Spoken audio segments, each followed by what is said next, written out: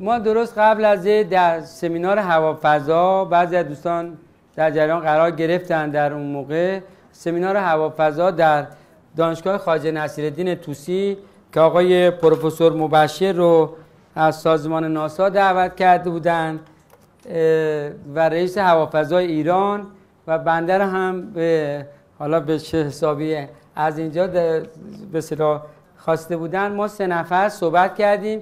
من نظراتم رو بر مبنای جهان تک‌ساختاری، تعدد بیگ بنگ و چند موضوع دیگه عنوان کردیم. این تعدد بیگ بنگش همین اساءه توی این مسئله اتفاق افتاد. یعنی خیلی ممنون. تعدد بیگ بنگ اتفاقا دکتر مبشر میگفت محال ممکنه که بیگ بنگ دیگه‌ای در حاشیه بیگ بنگ ما اتفاق بیفته. حالا دلایلی داشت، ولی ما با تئوریایی رو که داشتیم تعدد بیگ بنگ و اینه که در انتها و ابتدا این بیگ بنگ هم که توش هستیم مرتب تکرار پذیره و بعد اصلا جهان تک ساختاری، یعنی جهانی که صرفا شعوره و به اصطلاح چیزی که داره انرژی رو کنترل میکنه.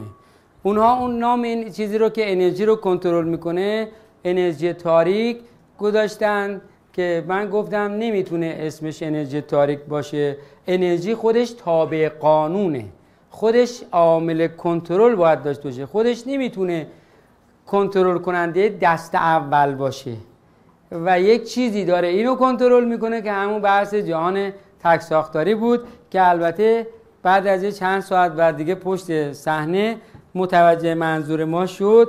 ولی الان تمام این مسائل در واقع به گونه‌ای با این کشفیات داره به اصطلاح تایید میرسه.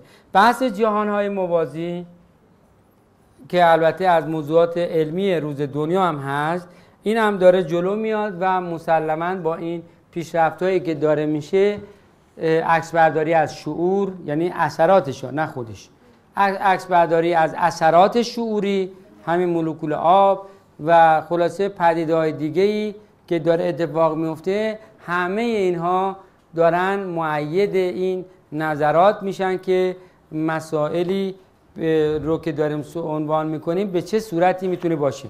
من فکر میکنم که در آینده بسیار نزدیکی راجع به جهان‌های موازی دنیای علم به نتایج خوبی میرسه. الان از نظر تئوری، از نقطه نظر تئوری همچین چیزی رو دارن که جهان موازی وجود داره.